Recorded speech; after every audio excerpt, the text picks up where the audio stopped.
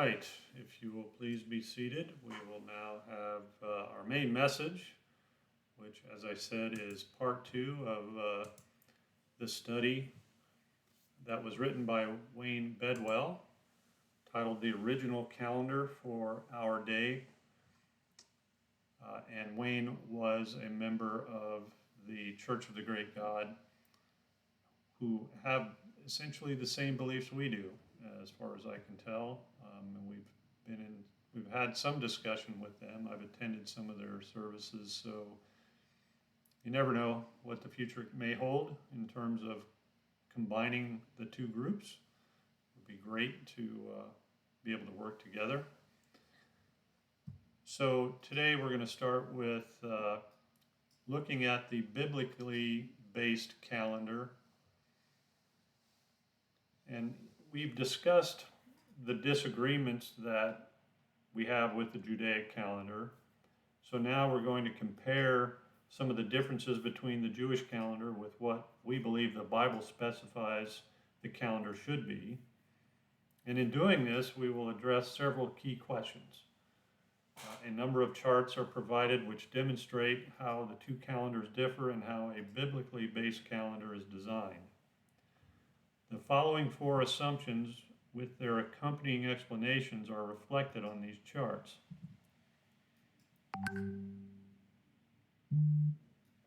So,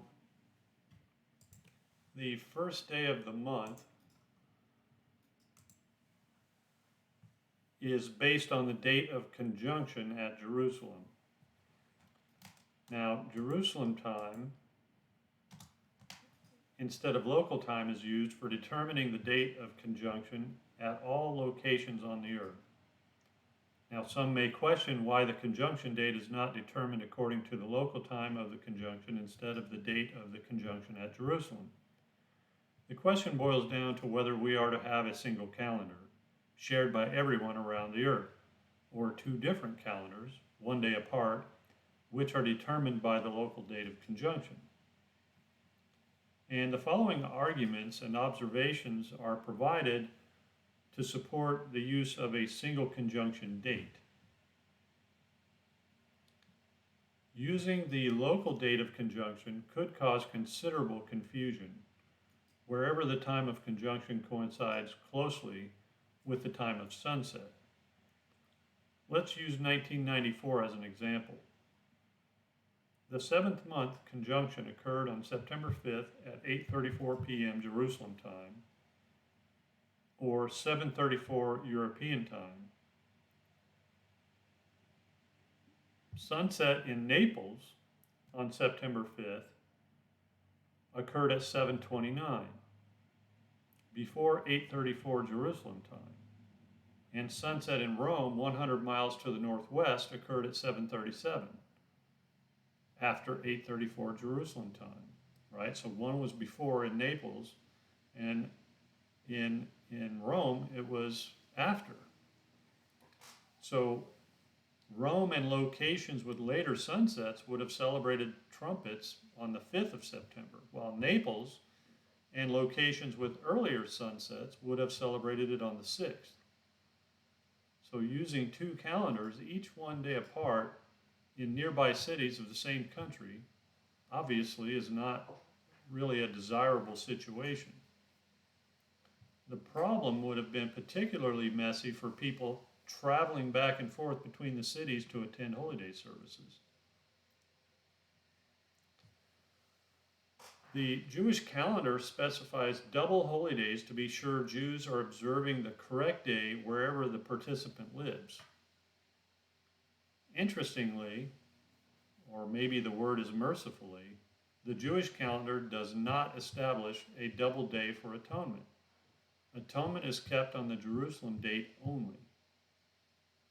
Now that's interesting. That kind of tells you how critical atonement is from their perspective. When the Messiah returns to set up his kingdom, it will be headquartered in Jerusalem, as we all know. And it seems reasonable to assume that Jerusalem time will be the standard for assigning holy festivals and possibly as the zero meridian. The use of two different days can result in a difference of a week when Pentecost is impacted, or a month when the spring equinox is impacted. The harvest theme of the holy days is based on the growing seasons in Israel, right? And that's another thing to keep in mind, because all of the festivals are linked to the harvest seasons. But the harvest seasons in the northern and southern hemisphere are very different. So you're still keeping those days based on a Jerusalem perspective. God disclosed his calendar to mankind in the Middle East. The beginning of the weekly Sabbath is determined locally because it affects only the starting time of a single day in a local area.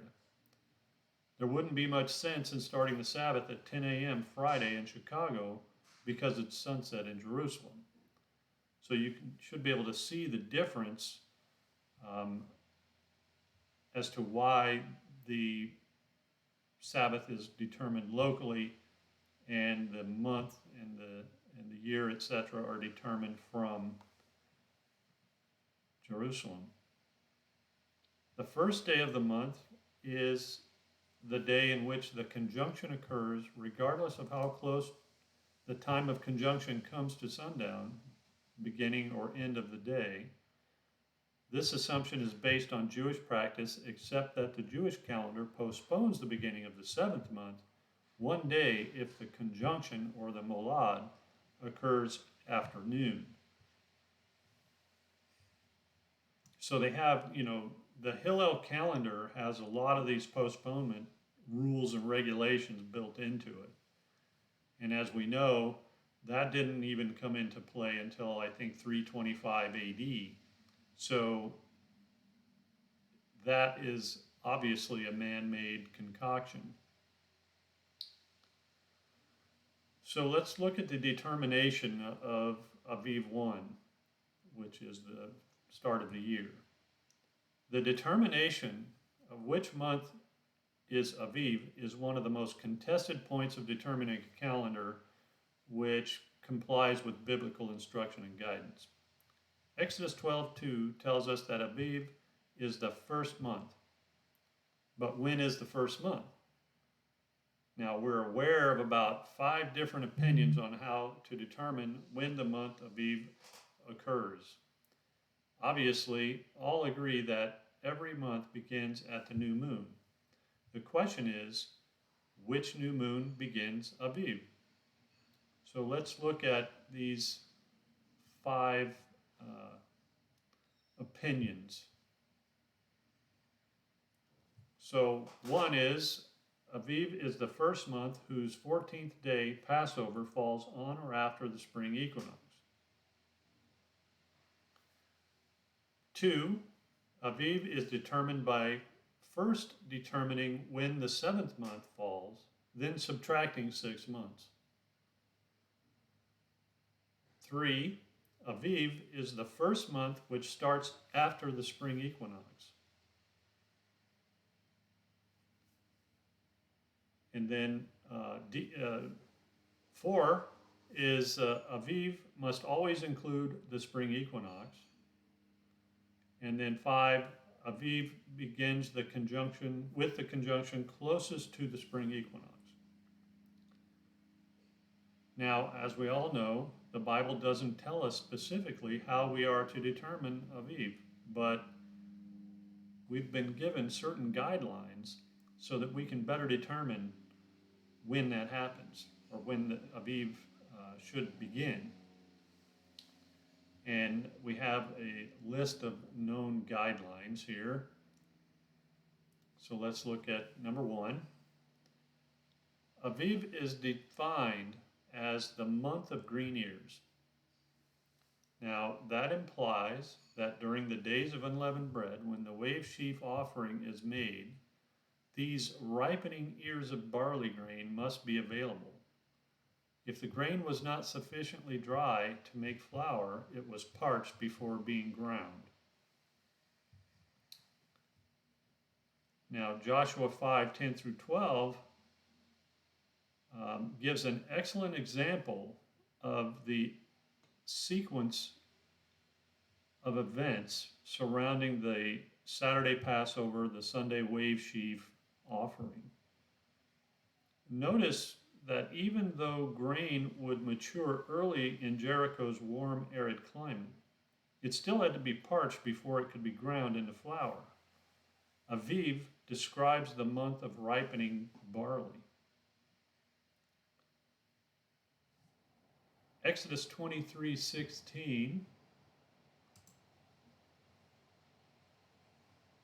Deuteronomy 14:22, and Deuteronomy 16:23, and other scriptures refer to going to the Feast of Tabernacles after the year's crops are harvested. Let's look at those verses.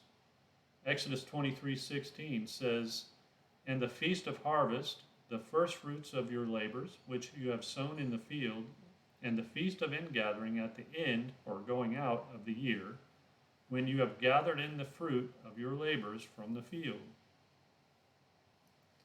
And then Deuteronomy 14:22 through 23 says, "You shall truly tithe all the increase of your grain that the field produces year by year. And you shall eat before Yehovah your Elohim in the place where he chooses to make his name abide, the tithe of your grain and your new wine and your oil of the firstborn of your herds and your flocks, that you may learn to fear Yehovah your Elohim always."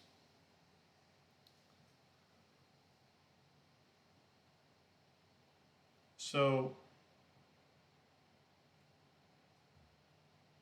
it's important that all the year's crops and increase be gathered before the Feast of Tabernacles.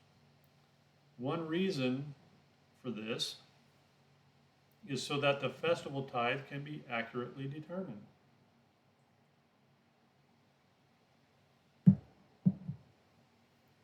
Now, the Israeli rainy season runs from around mid-October to around May 1st, with the heaviest rains from December through February. Summers are basically rain-free. The spring equinox occurs on March 20th or 21st, and the fall equinox on September 22nd or 23rd.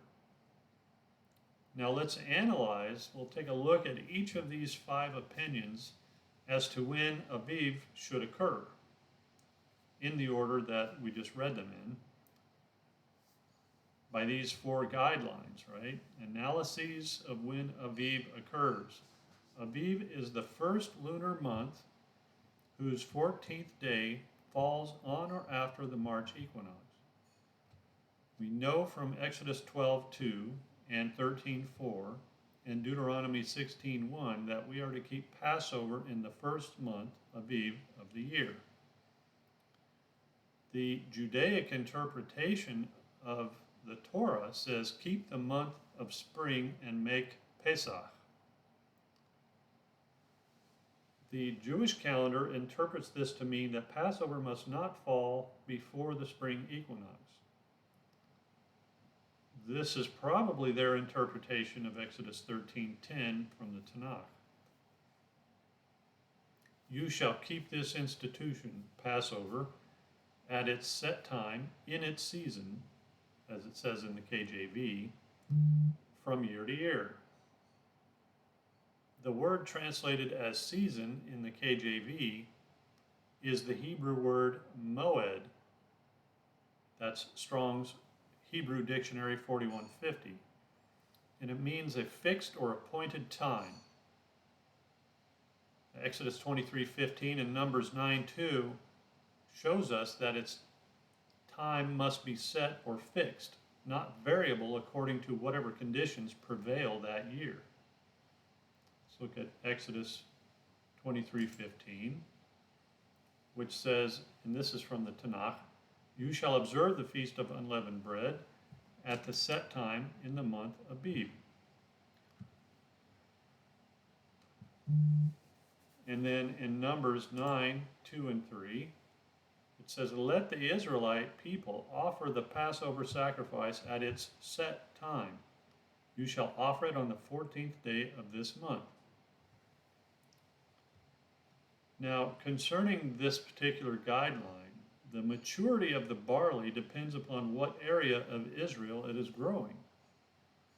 The amount of rain received that winter, the temperature, and many other factors. It appears that there's really no way to establish a calendar for either the current or future years when the beginning of Aviv must be determined by observing the maturity of the barley crop, right? So there's a whole group of people, the Karaite Jews for one, that observe the ripening of the barley, and they base their new year on whether the barley is ripe or not, and they'll postpone if it's not. So that could shift from year to year simply because of weather patterns, etc. Now, the pre-Hillel II policy of requiring Passover to fall on or after the spring equinox will result in Aviv 1 falling no earlier than March 7th and no later than April 5th. The Feast of Tabernacles will therefore conclude no earlier than September 22nd, the earliest date of the fall equinox, and no later than October 19th. Now, while October 19th is late, well after the fall equinox, there is still time after the growing season, before or after the feast, for the grain farmers to await the fall rains to soften the soil for plowing and to sow the seeds for the next year's crop well before the heavy rains of winter arrive. So the early March 7th Aviv 1 will place Passover on March 20th, which should be late enough for sufficiently mature buds of the barley to have formed. Now, it also results in the Feast of Tabernacles week falling on the fall equinox, which maximizes the growing season. And it's an important factor in gathering all the crops for determination of the festival tithe. Establishing Aviv by insisting that the date of Passover, Aviv 14, fall on or after the spring equinox also moves the date of the gathering of the barley offering away from the cold winter rains of February, when the barley is unlikely to head. In doing so, it moves the Feast of Tabernacles to at least the third week of September, and that permits the farmers to return to their land to be ready to reseed their fields after the fall rains begin in mid-October. Now, some believe that the determination of when Aviv occurs must depend upon when the seventh month, or Tishri, occurs. They determine the seventh month by selecting a month when some part of the Feast of Tabernacles can occur in the fall, that is, on or after the fall equinox. They then subtract 6 months to assign Aviv. Now they base their opinion upon Exodus 34:22, which reads, "And thou shalt observe the feast of weeks of the first fruits of wheat harvest, and the feast of ingathering at the year's end." Now the margin states that year's end means revolution of the year. Other translations describe it as the turn of the year. And you can see Exodus 23:16 that we read above as a reference. Now, the question is the Feast of Tabernacles at the end of the calendar year? No, it's not in the 12th or 13th month. What year end could this verse be describing? And Strong's gives the word number 8622 and defines it as follows. It is tekufa, right? Or a revolution, i.e. of the sun. It's a course of time or a lapse, a circuit, to come about in a full circle or end. Now, Brown Driver Briggs Gesenius Hebrew English Lexicon defines it as follows: coming round, circuit, at the circuit or completion of the year. Now, what is completed or turning around? Is the year completed? No. It's in the 7th month, so there's 12 to 13 months in a year. The end of the religious calendar year is in the spring. Is the sun completed or turning around? The sun will continue moving further south for another 3 months. Are the crops completed? Yes, they are. Now, many scriptures describe going to the feast after the crops are harvested. The whole calendar is designed around an agricultural base. So the current growing season ends, but the year continues until it starts again in March or April. It's analogous to the sun, which travels across the sky, then disappears until the next morning when it begins its travel again. And this analogy is sometimes compared to Psalms 19:6, which interestingly uses the same word, 86:22, to describe the circuit of the sun. But the circuit of the sun in this verse seems to be describing its circuit beginning in the east and ending in the west. 86:22 also describes the end or completion of an event in 1 Samuel 1:20 and 2 Chronicles 4:23. Now, the results of the concept that some part of the Feast of Tabernacles must occur in the fall is pretty much in agreement with the results of concept number 1, which we just described, and to which we subscribe. One of their arguments is that while the first day of Aviv is not clearly defined, the 7th month is.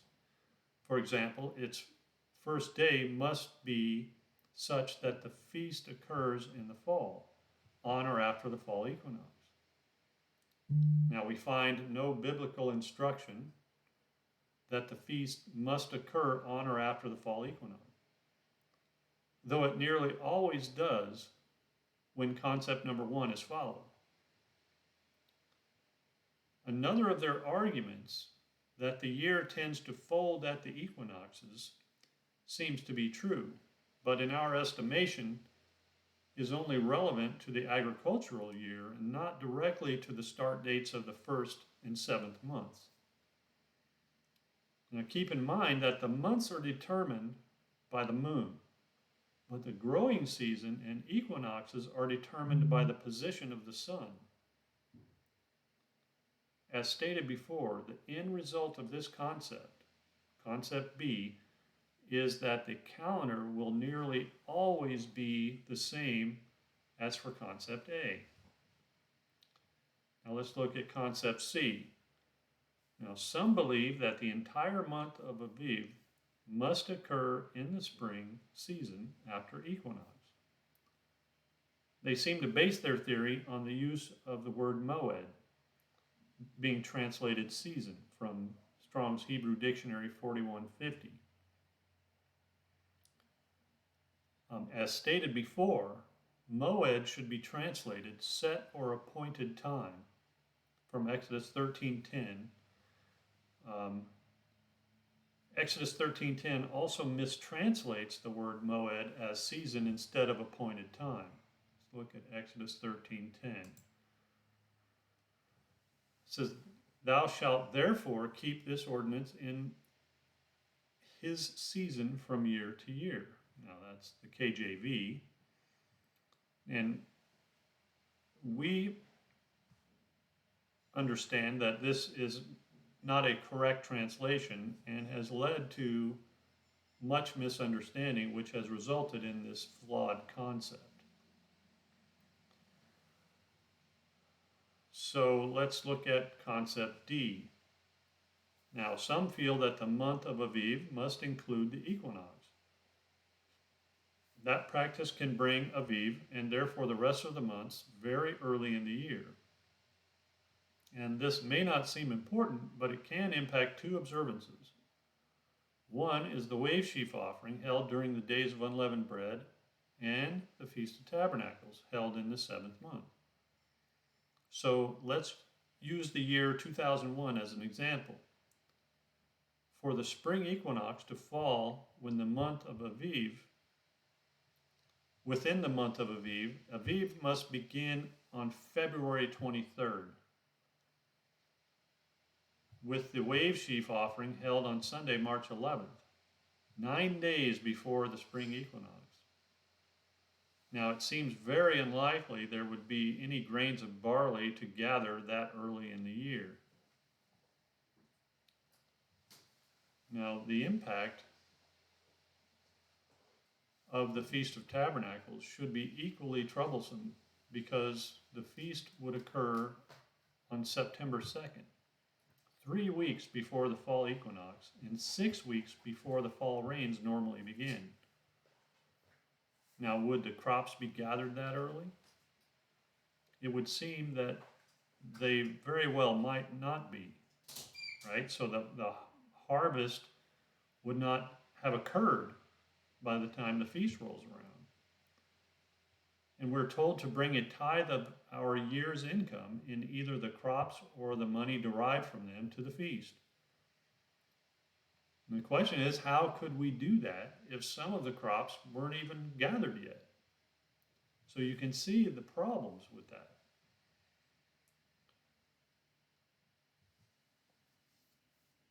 Concept E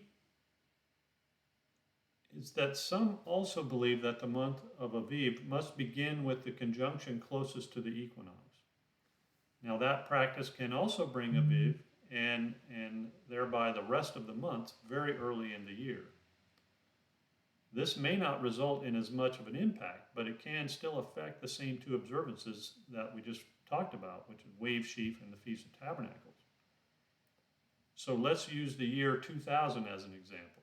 Aviv 1 would fall on March 6th, and Passover would fall on March 19th, the day before the spring equinox.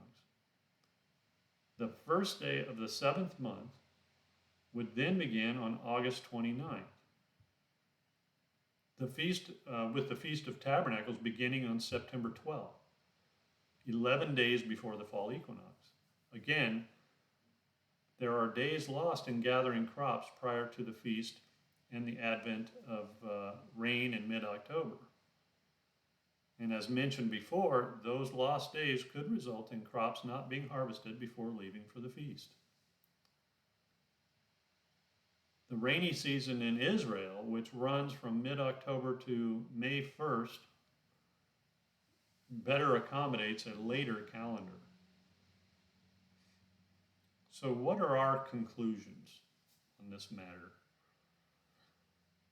So until a better method of determining the month of Aviv is found, we feel that the Jewish calendar method of observing Passover at the first opportunity after the spring equinox, which is concept A, seems most appropriate. And although we must admit that the practice of first setting the Feast of Tabernacles on or after the fall equinox, concept B, seems to produce, at least fairly closely, the same results. Our concern with concept B is not in the results, but in their interpretations of the term circuit in Exodus 34:22.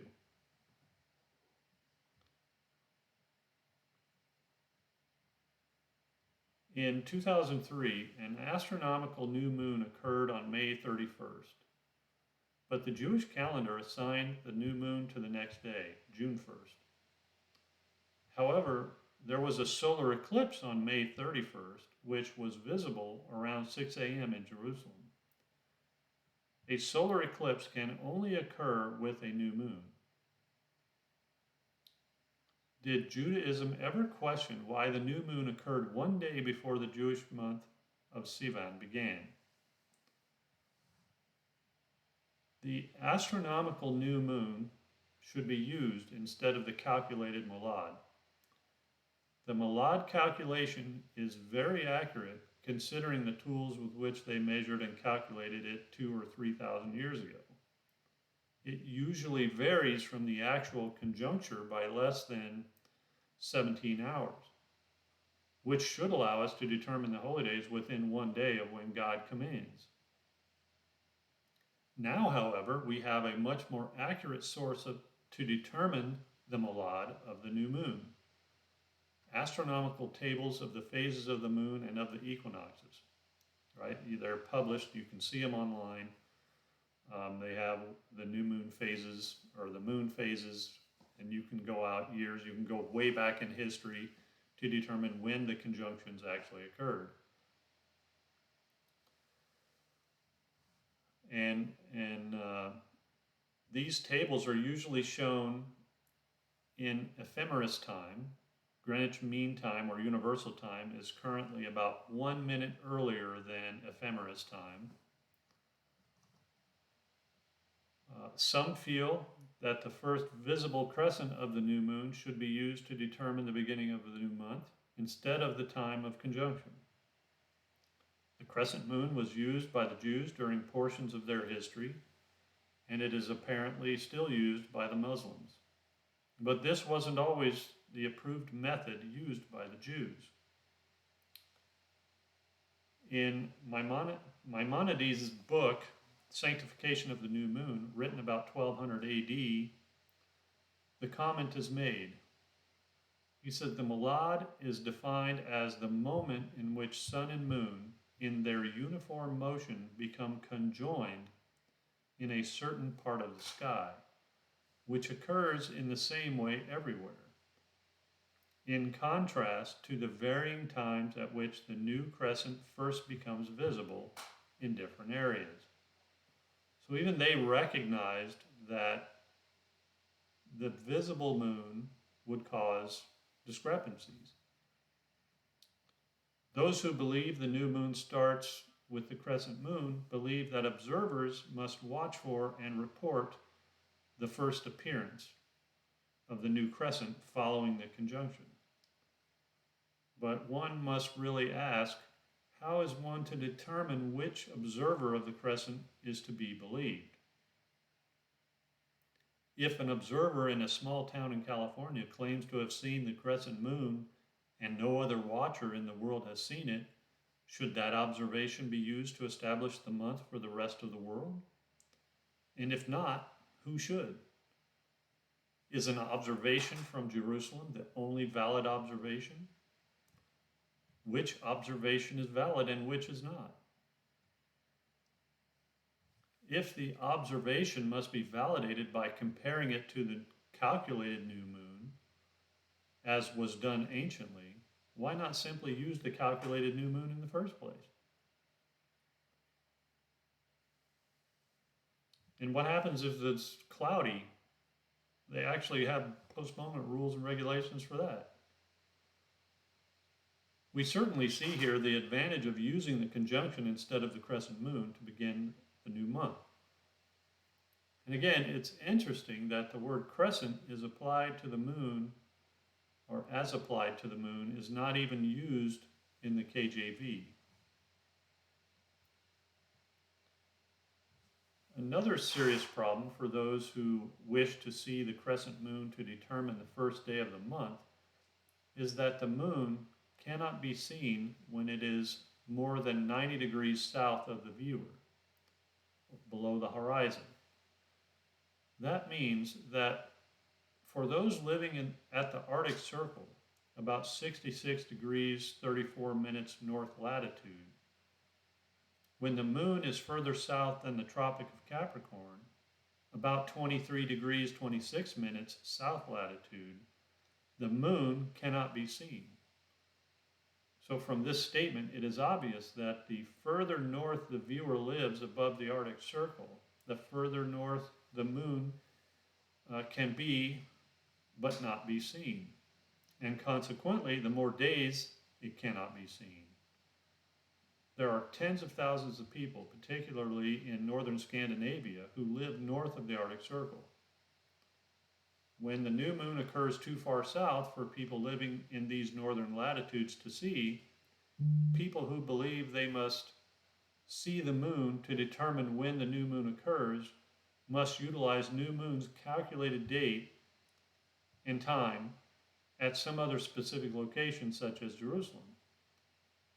In other words, if they can't see the moon, they must use calculations, not their own observations. There is another theory regarding the time of the new month or the new moon and when it begins. We all understand that there is at least a 2.5 day period between the last viewing of the rising crescent moon in the eastern sky and the first viewing of the setting crescent moon in the western sky. The astronomical conjunction occurs approximately halfway between, when the center of the sun and the center of the moon and the center of the earth are exactly lined up along the same earth longitude. Supporters of this theory feel that the new month must start on the first day of the month and cannot be seen one day before the astronomical conjunction.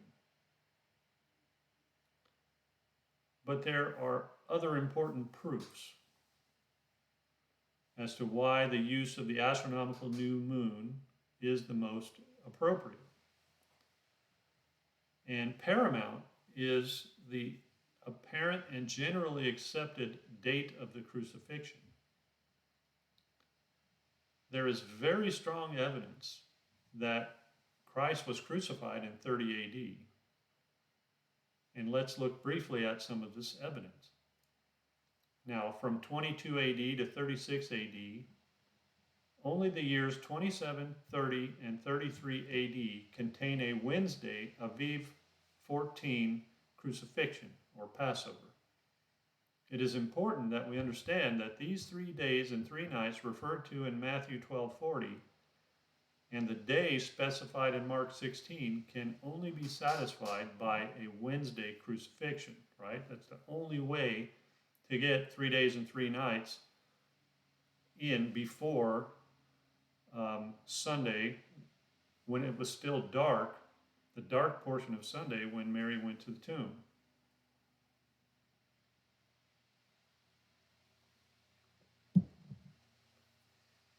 So as pointed out earlier, the Jews did not postpone their calendar at that time. But there would be no postponement in 30 AD anyway, even if they did keep postponements then. So for that year, it wouldn't matter if postponements were part of their calendar or not. In 27 AD, the Jewish calendar, the Jewish Nisan 14 falls on a Wednesday only if the Jewish calendar is postponed. In 33 AD, an impossible year per Matthew 2, as we'll see, the Jewish calendar Nisan 14 can fall on a Wednesday only if the Jewish calendar is not postponed. So it's interesting how God arranged the crucifixion date for a time when the postponement arguments between his dedicated people would not matter. And I find that pretty interesting because I've looked at the new moon calendar and I've done that analysis, and I came up with 30 AD as the only possible. And when you look at a lot of the other folks that have looked at this timeline, they come up with 30 AD as well.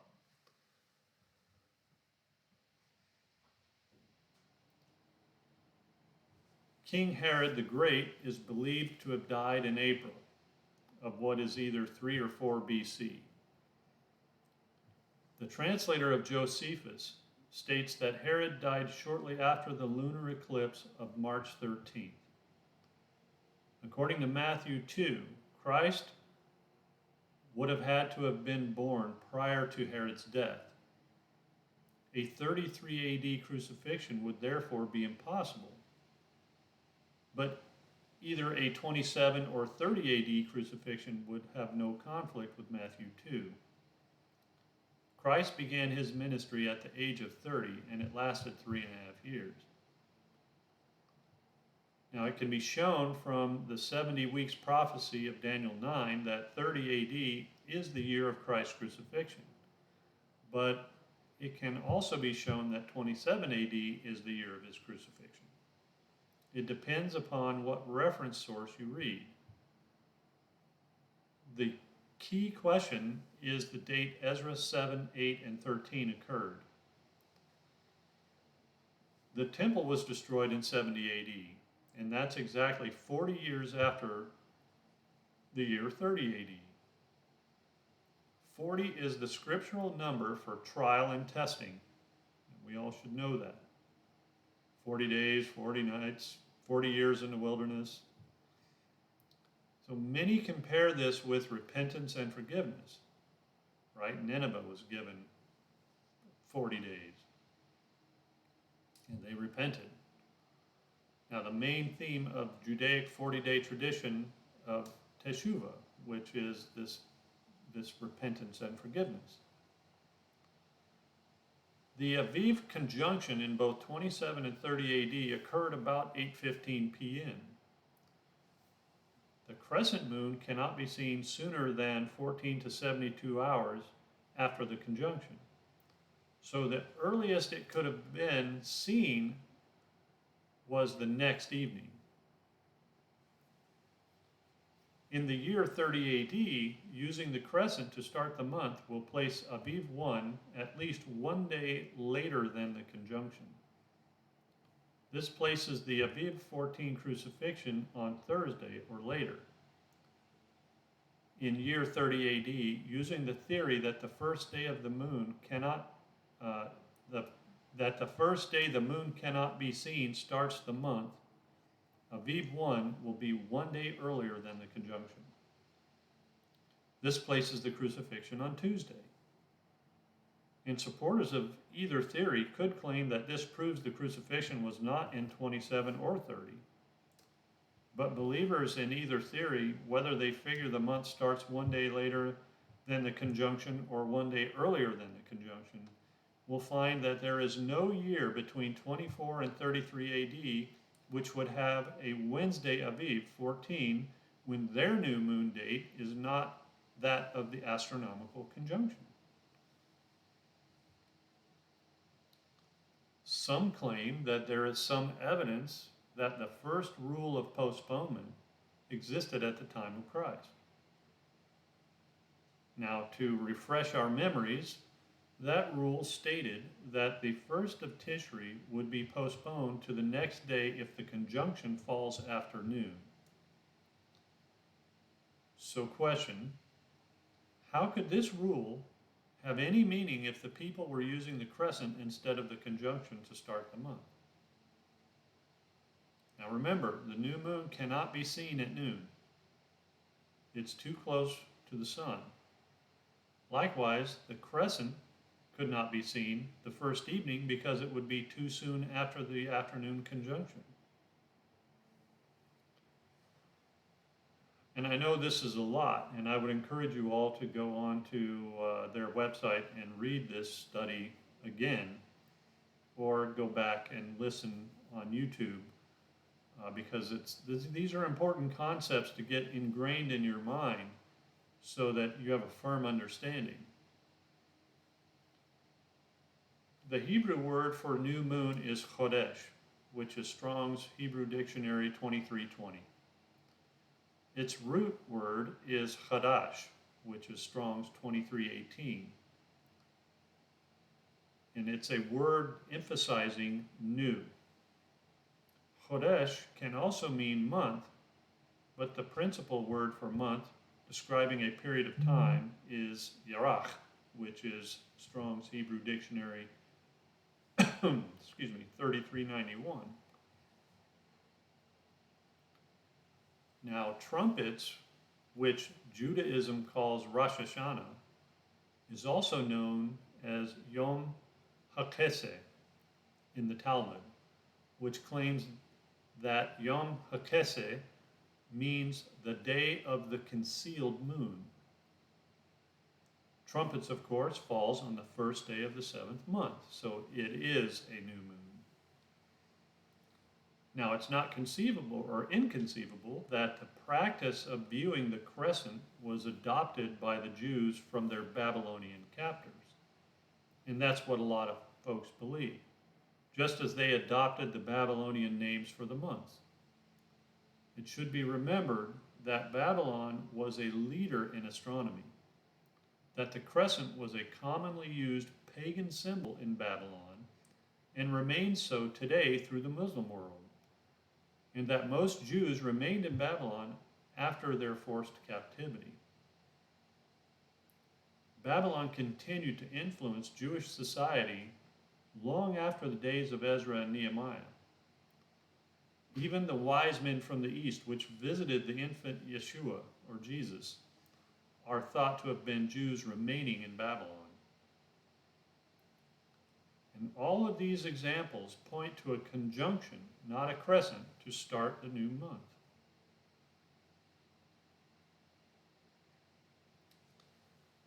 Now let's take a look at the Sabbath from which to count for Pentecost. We just went through Passover, and we're in the count to Pentecost right now, and as Jerry pointed out, we're in the 12th day of the Omer count.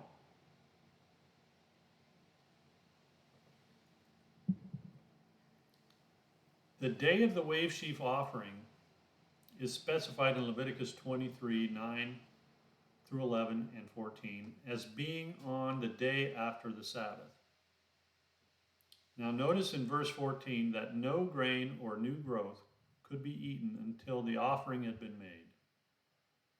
Many interpretations of this specification are in use. The Jewish calendar assumes the Sabbath is the first day of unleavened bread and ends up with a Sivan 6 as Pentecost,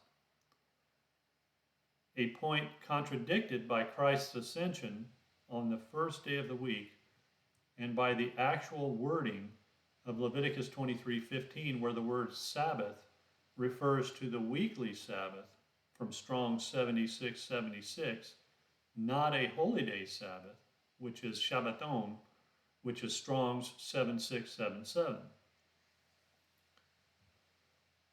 Now, some have the misconception that the weekly Sabbath must fall within the days of unleavened bread.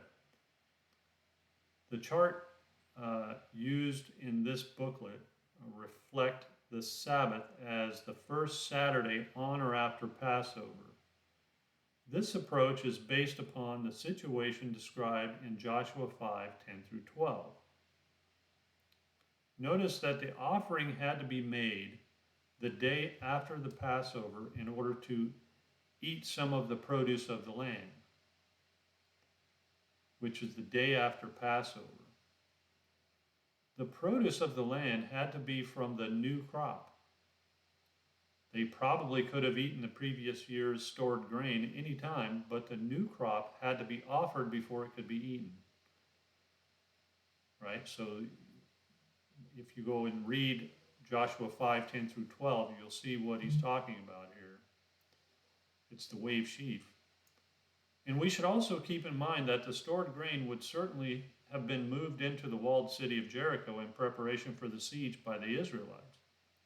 So the Passover fell on the weekly Sabbath that year. Those who insist that the Sabbath must fall within the days of unleavened bread will end up with Pentecost a week later than that shown in the charts that we'll take a look at whenever Passover falls on the weekly Sabbath. Perhaps we should end those four assumptions with an allegory. The man who insists upon seeing with perfect clarity before he decides never decides. So let's take a look at some of these charts. Right, so we see here that this chart shows the date and time at Jerusalem for new moons as obtained from astronomical tables versus those obtained from the Molad calculation used in the Jewish calendar calculation. It's intended to compare the time difference between the astronomical new moon and the Molad. The midnight to midnight Roman clock is used. So keep in mind that 1856 hours is 6:56 p.m. And it would be 56 minutes into the next day on the Jewish clock, which starts at each day at 6 p.m. Jerusalem time for Molad calculations. Now the Molad calculations shown on this chart do not include postponements. The Jewish calendar calculation establishes Aviv 1 by subtracting 177 days from Tishri 1, not by using the Aviv new moon. So all these dates are Jerusalem time. And as I said, the dates reflect Roman dates, midnight to midnight. Dates and times on the astronom line are from new moon astronomical tables, conjunction with the sun. The dates and times on the Molad line, right, you can see the Molad line here. These are calculated using standard Jewish calendar calculation procedures without the postponements, as I said. And it should be kept in mind that when calculating the Jewish calendar, Aviv 1 is calculated by subtracting 177 days from Ethanim, or Tishri 1, not by establishing it from Aviv Molad. 2016 is a Jewish calendar leap year. So you can see in 2016, the astronomical new moon was on March 9th. The Molad was on April 7th. And that puts Ethanim, or trumpets, in September 1st and October 1st. So you can see there's a month difference. And then in 2017, it's the same. Then in 2018, it's off by a couple of days, or one day, in the fall, but in the spring, it matches. And then in 2019,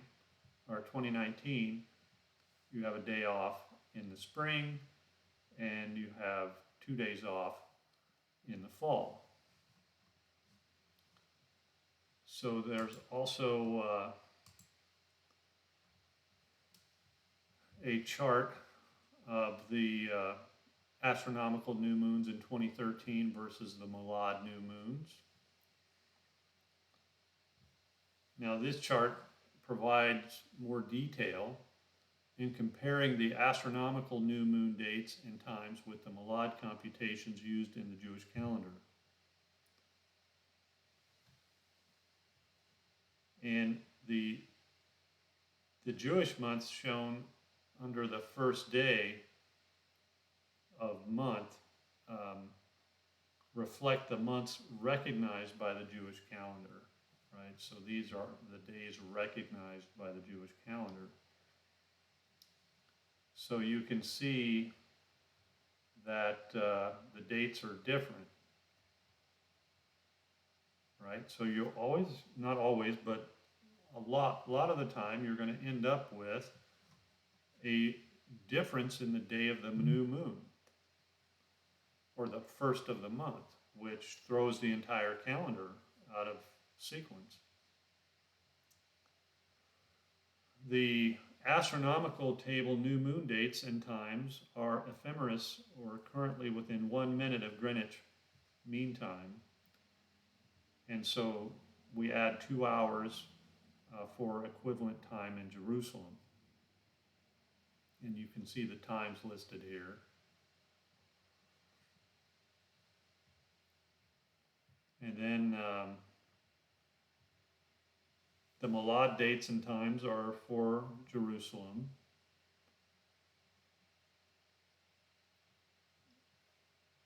Molad leads, this column Molad leads, shows the time in hours and minutes, the time difference between the Jewish Molad and the astronomical new moon. So you can see that there is a difference in the way it's calculated, or the results that it ends up with. The calculations include the 2-hour time difference between Jerusalem and Greenwich. A plus sign indicates that the Molad occurs before the conjunction, and a minus sign means that it occurs after the conjunction. And then the first day of the month reflects the first day of each month as assigned by the Jewish calendar. Remember that each month is subtracted from or added to Tishri 1 when determining its first day. Okay, let's look at a comparative holy days calendar. Now this chart compares calendars calculated 3 ways. The first line showing the year shows the holy days using astronomical tables. The second line shows as Molad. It shows the holy days as calculated for the Jewish calendar, but without postponements. And then the third line, shown as the postponement, shows the holy days as calculated for the Jewish calendar, including any postponement. Molad calculated dates assume days start at 6 p.m. and not at sunset at Jerusalem. If we use the year 2011 as an example to explain the chart from the first chart of the Abib, and I don't know why I don't have the 2011 chart, but I do not.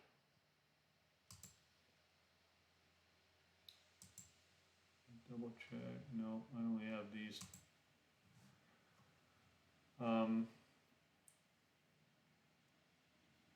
The time of conjunction in 2011 was at 1310, and the Molad Tishri is at 1708, only 3 hours and 58 minutes apart. So trumpets would be expected to fall on the same day by either method.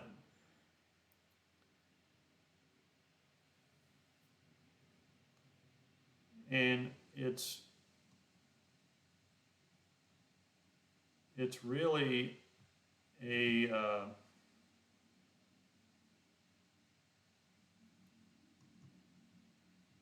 when you look at the charts, and he has more information if you go to their website, but suffice it to say that those postponements throw the calendar off. And as followers of the covenant that our Father established, our responsibility is to do our due diligence. And it is an interesting point that he brings out here, in that 30 AD is the only year where Christ could have died on a Wednesday, and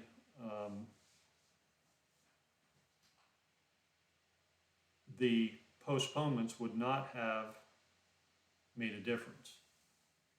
And now I find that very fascinating. And so, as a student of biblical history and Scripture itself, we have to make a determination for ourselves as to what makes the most sense in terms of the calendar. And with the astronomical accuracy that we have today, the new moons have been calculated out well into the future. And so it's not difficult to know when the conjunction is. And it seems to make sense that if Jerusalem is going to be the center of God's government on this planet, and we have talked about this concept of the law going forth from Jerusalem. And we know that. That's what Scripture tells us. What does that mean? That means the judgments and all of that will come from Jerusalem. And it makes perfect sense that the holy days would be fixed from Jerusalem. So again, could you do it another way? Could you look at it from a local time? You could. You could say, well, the conjunction is an exact astronomical event and occurs at the same time everywhere. Now, it just so happens that I think there's like a 12-hour difference between here and Jerusalem. So, it's going to throw it off. This year, theirs was a day early, I believe. This year being 2023. So it's imperative that we learn to look at these things and like Wayne has done a very good job in this paper, I think, of drawing logical conclusions from the data that he has and that we have in terms of Scripture, history, and astronomical data. And that's really our challenge, is to look at all the facts, look at history, and say, okay, what is the most probable means of calculating the calendar? And I'm of the opinion that this is the most probable means of calculating the calendar. That the new year occurs the new moon closest to the spring equinox that allows the 14th or Passover to fall after the spring equinox. That the count to Pentecost starts on the day of the wave sheaf. The day of the wave sheaf is the first day of the week following the Sabbath during the days of unleavened bread. And so that's what we do. Until someone brings some information forward that causes us to reflect very carefully on our position, that is our position. I've seen a lot of different information regarding calendars, and for the most part, all you have to do is ask us a few simple questions, and you can begin to see the holes that appear, because there usually are inadequacies in those other methods of determining the calendar. So, brethren, we'll wrap this up here. We will take a short break, we will do that after we have the final hymn and the closing prayer.